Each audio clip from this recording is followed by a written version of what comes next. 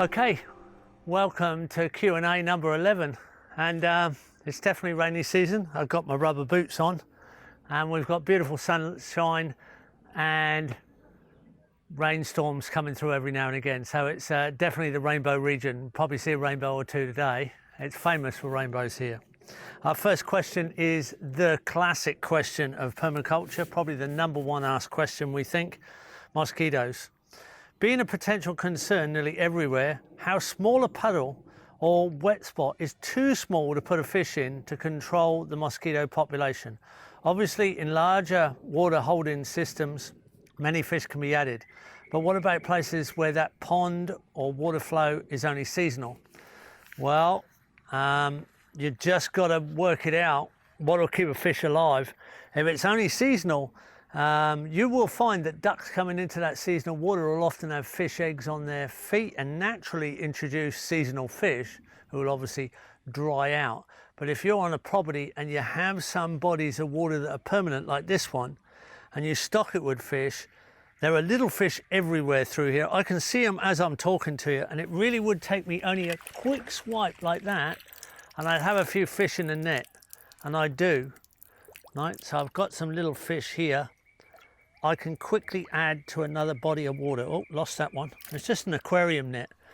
Take a bit of a swipe through the water and I got fish. It's that easy, right? Because I have such a population of fish there. There we go, little fish going in there. Right, so here they are. Little fish there. And a shrimp, and I got a shrimp. Look at that. That's a good sign. A little freshwater shrimp there. That means I'm not overstocked with fish, because that's the favourite food of fish, of the larger fish. So let's show you what I do with these. So we're in the horse stable. We've got 3 different horses, 3 different sizes, and there's a big one right behind the cameraman. But I'm going to put the fish in there. That's the horse's drink trough. Did you nudge the cameraman? This is my horse here. This is Jack's, right? Big thoroughbred. But if I'm not cleaning the drink trough all the time, then you're going to get mosquitoes in here, obviously. So just put a few fish in there, and they eat any of the mosquito larvae. Let's go and have a look at where the real problem lies. Someone's left a bucket right side up, and we've got a little bit of water in there from the rain. Now, if you leave that very long, it's got mosquito larvae in it. You've got to turn everything over. And even small amounts of water in saucers underneath pots, they're just the perfect storm for mosquito larvae. So you've got to make sure you turn over everything you can. Then, if you've got seasonal water, you've got to have some permanent fish supply that you can introduce fish to. If you can't get to that water, or you can't change that water, it's a natural source, you can't turn it upside down. Then you introduce the predators as much as possible. If you've got a real mosquito concern, insectivorous bats. Find out how to make a bat box. You can get plans for a bat box.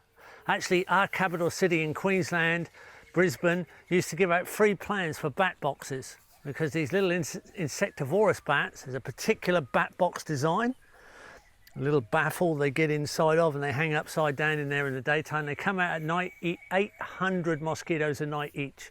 Tiny little things. You don't even see them working. They're flying around all night with their radars. All that sort of things, sensible design inclusions. And that's what we're about.